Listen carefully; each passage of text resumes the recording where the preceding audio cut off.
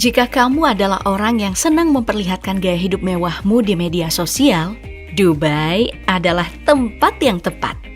Jika kamu adalah orang yang senang berbelanja barang mewah, Dubai adalah surganya.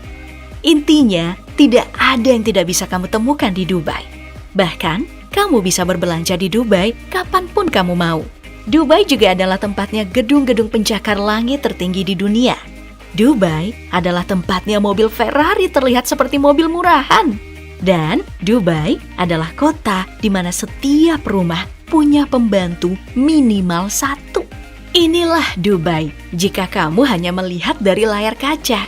Nyatanya, Dubai tidak segemerlap yang kamu bayangkan. Alasan pertama, kenapa Dubai disebut tidak segemerlap yang kamu bayangkan? Ya karena kota ini adalah kota yang paling banyak beredar uang haram. Maksudnya, Dubai telah lama dijadikan sarang bersembunyinya penjahat-penjahat finansial. Mereka ini adalah orang yang mencuri uang di negaranya, kemudian menyembunyikannya di Dubai. Bagaimana caranya? Mereka memanfaatkan regulasi yang ada. Uni Emirat Arab memang per Februari udah dikeluarkan dari daftar negara yang beresiko sebagai tempat pencucian uang. Tapi, keputusan ini dianggap kontroversial. Kenapa? Karena faktanya, regulasi dan pengawasan anti pencucian uang tetaplah longgar. Ditambah, kerahasiaan keuangan tingkat tinggi menjadikan Dubai jadi lahan subur bagi para profesional di sektor non-finansial untuk melakukan korupsi lintas batas. Selain itu, karena Uni Emirat Arab dikenal sebagai surga bebas pajak, ini menjadikan para koruptor dan penjahat lainnya bisa membeli properti mewah tanpa batasan apapun. Fakta ini terkuat setelah sebuah proyek yang dinamai Dubai Unlocked membocorkan dokumen berisi catatan kepemilikan properti yang ada di Dubai. Dari semua kepemilikan properti yang ada di Dubai, nyatanya terdapat nama-nama tersangka pencuci uang dan bandar narkoba. Tokoh politik yang dituduh melakukan korupsi beserta kroninya, serta pengusaha yang dikenai sanksi karena membiayai terorisme dan lain sebagainya. Mengapa Dubai jadi pusat pencucian uang? Sebenarnya ini menyangkut hukuman yang berlaku, di mana Uni Emirat Arab tidak punya perjanjian ekstradisi dengan banyak negara, sehingga jadi tujuan utama para buronan dari seluruh dunia.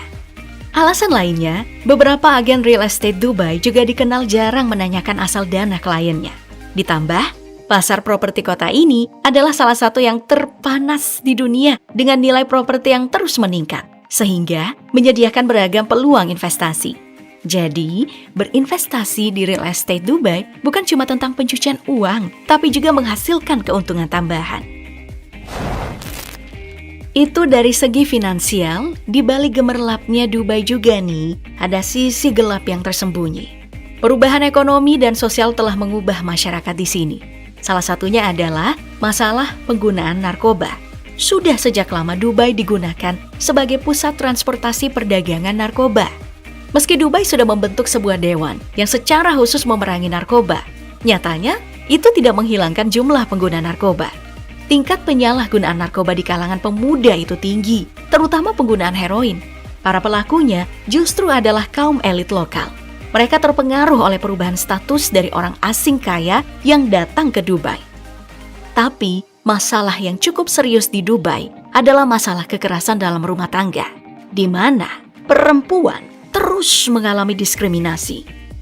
Yang jadi soal, di Uni Emirat Arab, tidak ada hukum dan prosedur yang kuat untuk menanggapi kekerasan dalam rumah tangga. Bahkan, hukum pidana Uni Emirat Arab pernah secara eksplisit mengizinkan pria untuk melakukan kekerasan terhadap istri mereka.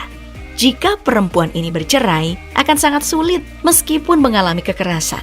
Polisi bahkan mencegah perempuan untuk melaporkan kekerasan dalam rumah tangga, sementara pria bisa menceraikan istrinya secara sepihak.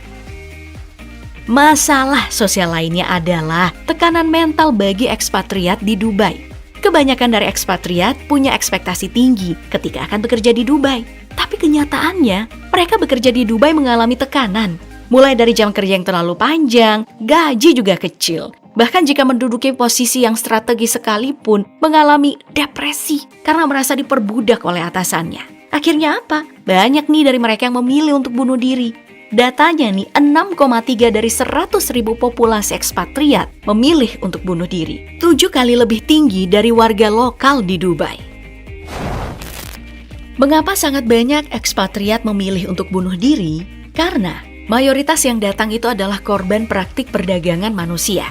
Misalnya, perempuan yang datang untuk bekerja sebagai pembantu rumah tangga, kemudian menghadapi kondisi kerja paksa, seperti jam kerja berlebihan tanpa bayaran, penahanan paspor yang tidak sah, pembatasan pergerakan, tidak dibayarnya upah, dan kekerasan fisik atau seksual di tangan para majikannya. Demikian pula, laki-laki dari India, Sri Lanka, Bangladesh, dan Pakistan tertarik ke Dubai untuk bekerja di industri konstruksi. Tetapi seringkali menjadi sasaran kondisi kerja paksa dan jeratan hutang yang serupa karena mereka bekerja untuk membayar biaya perekrutan yang terkadang nih melebihi setara dengan gaji 2 tahun. Tapi banyak juga loh dari mereka yang datang ke Dubai justru untuk tujuan prostitusi. Seringkali kelompok kriminal memaksa perempuan dari India atau Nepal untuk jadi pelacur, yang pada akhirnya Dubai kemudian menjelma menjadi satu dari 7 emirat yang dikenal sebagai pusat prostitusi dan wisata seks di Timur Tengah. Prostitusi, meskipun dilarang, marak dan mudah diakses di Dubai. Perempuan yang terlibat di bisnis ini bekerja di rumah bordil ataupun tempat pijat. Tidak banyak yang bisa dilakukan untuk membela hak-hak manusia di Uni Emirat Arab, khususnya di Dubai. Kenapa? Hak asasi manusia sangat dibatasi. Aktivis dan akademisi yang mengkritik pemerintah ditahan dan dipenjara, dan keluarga mereka sering diganggu oleh aparat keamanan negara. Pemerintah membatasi kebebasan berbicara dan kebebasan pers, dan media lokal disensor untuk mencegah kritik terhadap pemerintah, pejabat pemerintah, atau keluarga kerajaan. Uni Emirat Arab juga telah menetapkan banyak undang-undang dan peraturan ketat untuk mengawasi penggunaan media sosial. Dalam banyak kasus, pemerintah Uni Emirat Arab telah menyiksa orang-orang yang ditahan, terutama ekspatriat dan pembangkang politik. Ahmed Mansour adalah salah satu dari serangkaian aktivis hak asasi manusia di Uni Emirat Arab yang ditangkap dan dianiaya karena membela hak asasi manusia. Contoh lain adalah kematian seorang aktivis HAM, Alaa Al-Siddiq, yang tewas dalam kecelakaan mobil di London. Setelah 3 bulan kematiannya, ditemukan fakta kalau Alaa Al-Siddiq dimata-matai, di mana perangkat teleponnya diretas sebelum kematiannya. Sebagai negara tujuan paling populer bagi pekerja migran, Dubai punya sejumlah masalah. Pertama, populasi yang meningkat berkali-kali lipat hanya dalam 2 dekade, yang berarti ada ketidakseimbangan demografi yang sangat serius. Di Dubai, penduduk ekspatriat berjumlah sekitar 88,50% dari populasi. Kebanyakan dari mereka berasal dari India, Pakistan, dan Asia. Di sisi lain, sebagai minoritas, warga Emirat khawatir tentang masa depan negaranya. Mereka menginginkan pemerintah untuk memperlambat proses pembangunan untuk mengurangi jumlah migran. Di sisi lain, imigran menguntungkan nih bagi negara. Di sini masalahnya, terjadi bentuk rasisme dan xenofobia di Dubai.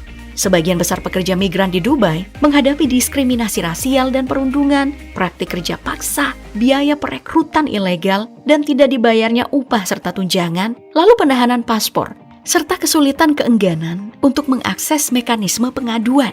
Yang jadi soal, sekali lagi, tidak ada undang-undang yang secara serius mengatur perlindungan tenaga asing di Dubai. Dampak lainnya bisa dibilang, Dubai kehilangan identitasnya sebagai negara dengan tradisi Islam yang kuat. Jalan-jalan justru dipenuhi dengan wanita yang berpakaian terbuka, bukan dengan mengenakan kerudung, atau laki-laki yang berjalan dengan mengenakan jubah. Dubai bahkan bisa dibilang kota paling barat yang ada di Timur Tengah. Banyaknya orang dari luar masuk ke dalam Dubai itu menjadikan kota ini punya 3 kelas sosial yang berbeda. Pertama, kaum Emirat. Mereka ini adalah keluarga syekh penguasa yang anggotanya memegang posisi dan kekuasaan politik tertinggi dan memiliki kekayaan dan prestise yang sangat besar. Kelas atas Dubai menggambarkan citra Dubai yang romantis, kota dengan gedung-gedung tinggi dan pemandangan yang luar biasa. Orang-orang kaya ini memiliki barang-barang seperti mobil bertabur emas, mesin ATM yang mengeluarkan emas, dan bahkan hewan eksotis di rumah pribadi mereka. Kemudian, pekerja asing yang kaya, seperti pedagang, pekerja profesional. Misal, mereka yang berasal dari Eropa atau Amerika, lalu kemudian bekerja atau membangun bisnisnya di Dubai. Tapi, sebagian besar ekspatriat berasal dari kelas bawah, buruh migran miskin yang bekerja, dan hidup dalam kondisi yang mengerikan di kamp-kamp pekerja. Mereka bekerja di pekerjaan yang bergaji rendah, seperti di restoran, tempat makanan cepat saji, lokasi konstruksi, pembersih pinggir jalan, dan pekerjaan-pekerjaan kotor lainnya. Para pekerja migran mengalami kondisi kerja dan kehidupan yang mengerikan. Dipaksa bekerja dengan gaji rendah, tetapi harus bekerja selama berjam-jam dalam kondisi yang ekstrim. Yang jadi masalah, kota ini mencoba menyembunyikan fakta-fakta ini.